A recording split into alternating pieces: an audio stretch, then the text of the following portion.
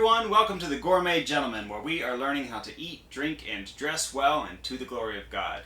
Today we're making the Bourbon Crusta cocktail, and once we've made it, we'll talk a little bit about what to eat with it, what to wear while drinking it, and a few songs to listen to.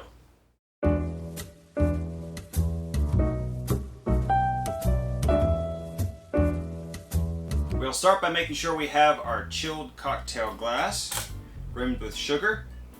It's got to be rimmed with sugar, and I'll talk a little bit more about that later. We'll pour in 2 ounces of bourbon. Then we'll add half an ounce of Cointreau. And a few of you astute observers might notice that the Cointreau was not in the lineup in the original shot, and that's because I forgot it and had to go run get it. Next we'll add half an ounce of Maraschino Liqueur.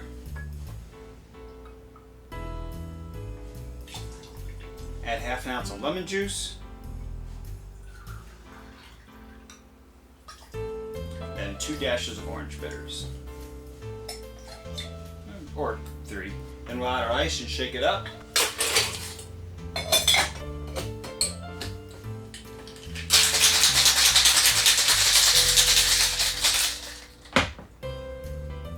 ahead and discard ice and water carefully, so you don't destroy that gorgeous sugar rim that you very carefully prepared well ahead of time so it would dry and not fall off as soon as we bump the glass.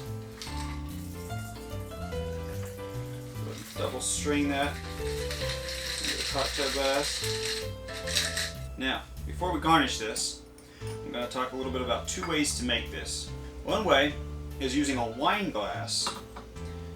And then you can take a lemon, cut it in half, cut the bottom off, cut all the meat out,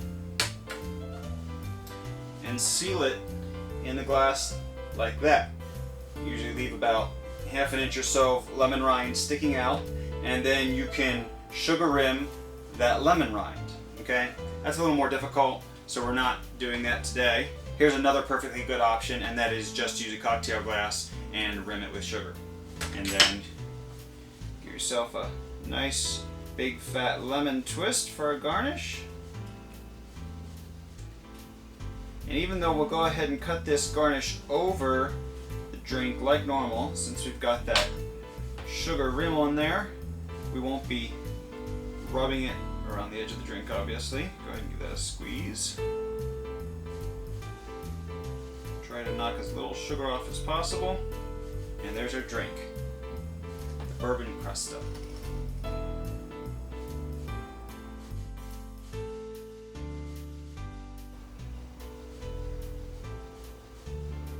Oh wow, it's been way too long since I've had this drink. Man, that is delicious. It is a little boozy, but the combination between the ingredients give it a flavor all its own. It doesn't really taste like bourbon, although if you know bourbon, you can probably tell it's in there. It just kind of creates a whole new flavor.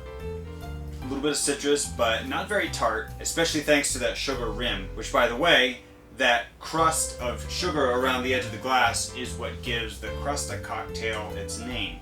There are actually other Crusta cocktails. Crustas have been around since the 1840s or 1850s, actually. The first published version of a Crusta was the Brandy Crusta, published in 1862 in Jerry Thomas's Bartender's Guide. The Bourbon Crusta simply replaces the brandy and tweaks the quantity of the other ingredients to balance everything out. Now let's talk about what to pair this with. This drink is a little sweet, but not overly sweet.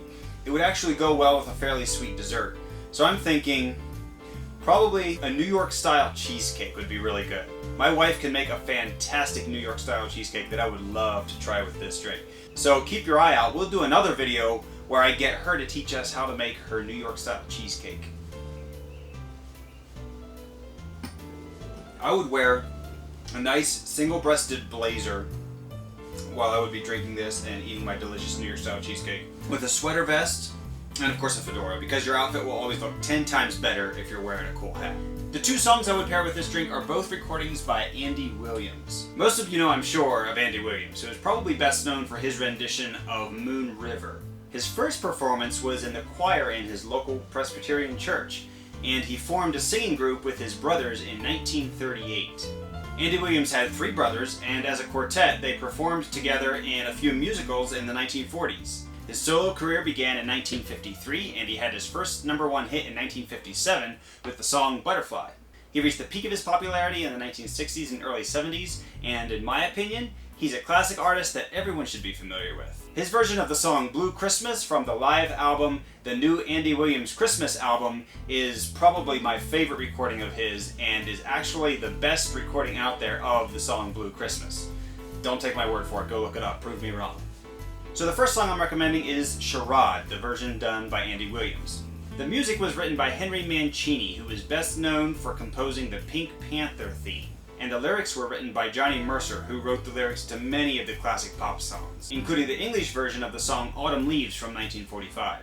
Charade is a very well-written song with a gorgeous and haunting melody. I don't think I've heard a version of that song that I didn't like. The second song I'm recommending is Andy Williams' version of Moon River, which was first performed by Audrey Hepburn in the 1961 movie Breakfast at Tiffany's. Moon River is probably Andy Williams' best-known song, thanks in part to him using it as his theme for his television show. Moon River is another song written by Henry Mancini and Johnny Mercer, and it relaunched Mercer's career, which had gone downhill in the mid to late 1950s due to the rise in popularity of rock and roll and the decline in popularity of jazz standards. So look up Charade? I've heard it both ways.